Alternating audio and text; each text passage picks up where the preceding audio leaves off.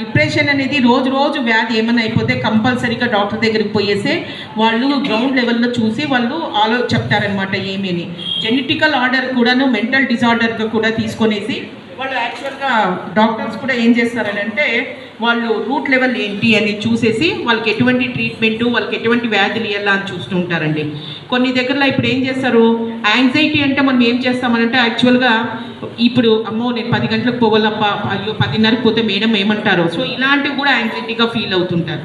So మనము unless అని అంటే మనం సెల్ఫ్ అవన్నీ రావాలనే దానికి మెయిన్ కారణం ఏమంటే మనం మెంటల్గా మనం బాగా ఫిట్గా ఉండాలి.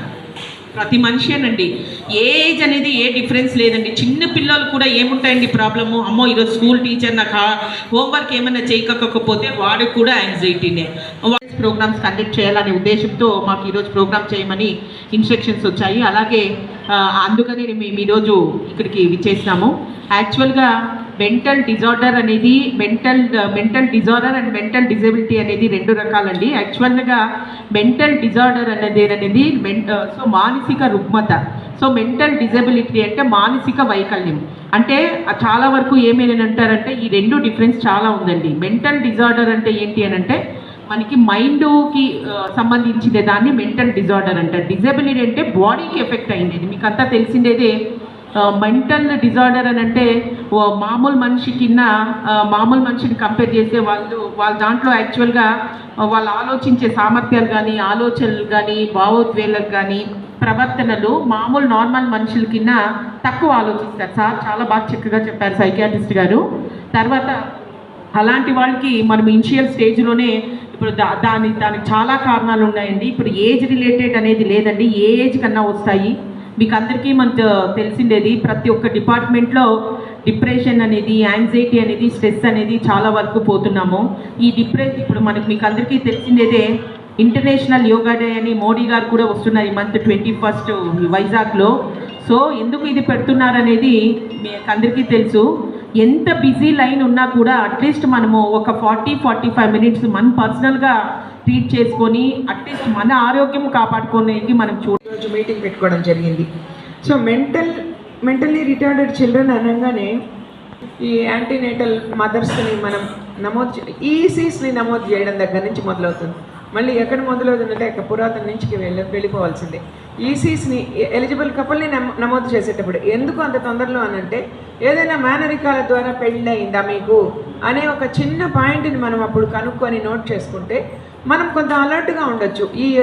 ఏదైనా పాసిబిలిటీ ఉంటుందేమో ఫ్యూచర్లో వీళ్ళకి పుట్టబోయే బిడ్డకి అన్నట్టుగా కూడాను, లేదా వాళ్ళ ఇంట్లో మేనరికాలు కాకపోయినా కూడాను ఎవరైనా మెంటలీ రిటార్డెడ్ పీపుల్, తల్లిదండ్రులు, లేకపోతే అత్తమామలు, లేకపోతే వాళ్ళకి సంబంధించిన మేనమామలు, ఇలా ఎవరైనా అలాంటి జబ్బులు ఉన్నాయా, మెంటలీ రిటార్డెడ్ కండిషన్లో ఉన్నారా అనేది కూడాను మనం దానిలో రిజిస్టర్లో నోట్ చేసుకోవాల్సిన అవసరం ఉంటుంది. ఆ తర్వాత నెమ్మదిగా ఆమెని ఫుల్ యాంటీనేటల్ చెకప్స్ చేసుకొని ఒక హాస్పిటల్ డెలివరీకి మనము ప్రోత్సహించి వాళ్ళకి బిడ్డ పుట్టిన తర్వాత అక్కడి నుంచి డైరెక్ట్గా మనము ఆ యొక్క మెంటల్ రిటార్డెడ్ పర్సనా కాదా అని గుర్తించేటటువంటి అవకాశం అక్కడి నుంచి మొదలుంటుంది. సో బాబు పుట్టినప్పుడు ఏమీ ప్రాబ్లం ఉండకపోవచ్చు, కానీ 2-3 నెలలకే అటు మైల్ స్టోన్స్ అంటాం కదా మనము, బిడ్డ ఎదుగుదలలో డెవలప్మెంటల్ మైల్ స్టోన్స్ అవి కొంచెం డిలేడ్గా ఉంటాయి. వీడు ఏం చెప్పినా కానీ బిడ్డ పాప కానీ బాబు కానీ ఎక్కడనో చూస్తుండడం ఉండొచ్చు.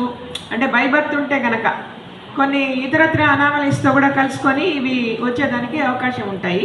అది మనం మొదటే గుర్తుపెట్టుకోవాలి, చూసుకోగలగాలి.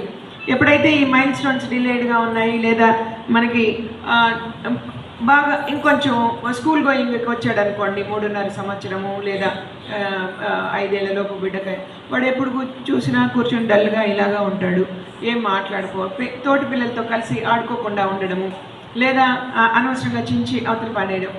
మనం బొమ్మలన్నీ ఇస్తుంటాం పిల్లలకి కన్స్ట్రక్టివ్గా దీన్ని తయారు చేయండి అని, అలాంటి వాటిని వాడు చేయలేకపోవడము, బొమ్మలు ఏదైనా ఇచ్చినా చించి పారేయడం, లేదా చీటికి మాటికి తగద పెట్టుకోవడం, తోటి పిల్లలతో కొట్టడము, ఇవన్నీ ఇరిటేషన్ ఉంటుందన్నమాట ఈ బిడ్డలకి. సో ఇలాంటి లక్షణాలు ఏదైనా ఉన్నాయా అని కూడాను మనము వాళ్ళని చాలా క్లోజ్గా అబ్జర్వ్ చేసి, ముఖ్యంగా దీనిలో ఐసిడిఎస్ వాళ్ళ పాత్ర చాలా గొప్పది. ఏమంటే అంగన్వాడీ టీచర్సు ఆ తర్వాత సిడిపిఓస్ ద్వారా, తర్వాత ఆయమ్మల ద్వారా కూడాను మన ఆశాలు వాళ్ళు అంతా ఎప్పుడైతే ఇంటర్ డిపార్ట్మెంటల్ కోఆర్డినేషన్తో వీటిని చూస్తూ ఉంటామో అప్పుడు కనుక్కోవడం ఈజీగా ఉంటుంది. నాట్ ఓన్లీ దట్ ఈ పిల్లలు మళ్ళీ బరువు తక్కువగా ఉండవచ్చు, అది కూడా ఉంటుంది. ఎప్పుడైతే వాడు ప్రాపర్గా ఫుడ్ తీసుకోకపోతాడో డెవలప్మెంట్ ఇంకా కొంచెం తగ్గిపోతుంది.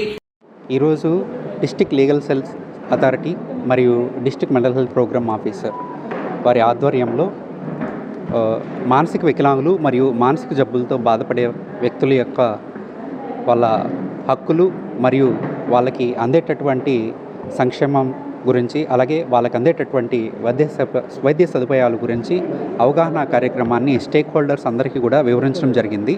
ఈ కార్యక్రమంలో భాగంగా అందరూ కూడా స్టేక్ హోల్డర్స్ అందరూ కూడా తెలుసుకోవాల్సిన విషయం ఏంటంటే, మానసిక వికలాంగులు మరియు మానసిక అనారోగ్యంతో బాధపడే వ్యక్తులకి సరైన కాలంలో వైద్య చికిత్స చేస్తే కనుక వాళ్ళకి జీవన ప్రమాణ నాణ్యత పెరుగుతుందని తెలియజేస్తున్నాం. అలాగే మానసిక వికలాంగులందరికీ కూడా ఎన్టీఆర్ వైద్య భరోసా కింద ప్రతి నెల 6,000 రూపాయలు పెన్షన్ అనే దాన్ని అందజేస్తున్నాం. ఈ మానసిక వికలాంగులందరినీ కూడా మా ఆరోగ్య కార్యకర్తల సహాయంతో వీలైనంత తొందరగా సకాలంలో వాళ్ళని గుర్తించి వాళ్ళకి ఈ సంక్షేమ పథకాల గురించి తెలియజేస్తున్నాం. అలాగే వాళ్ళకి సర్టిఫికేట్లు, వికలాంగులకి సర్టిఫికేట్లు జారీ చేసి తద్వారా అర్హులైన ప్రతి ఒక్కరికి కూడా ఈ సంక్షేమ కార్యక్రమాలు అందజేసేలాగా ప్రభుత్వం తరపు నుంచి, అలాగే వైద్య ఆరోగ్య శాఖ నుంచి కూడా మేము మా వంతు ప్రయత్నంగా మా విధులు మేము నిర్వర్తిస్తున్నాం.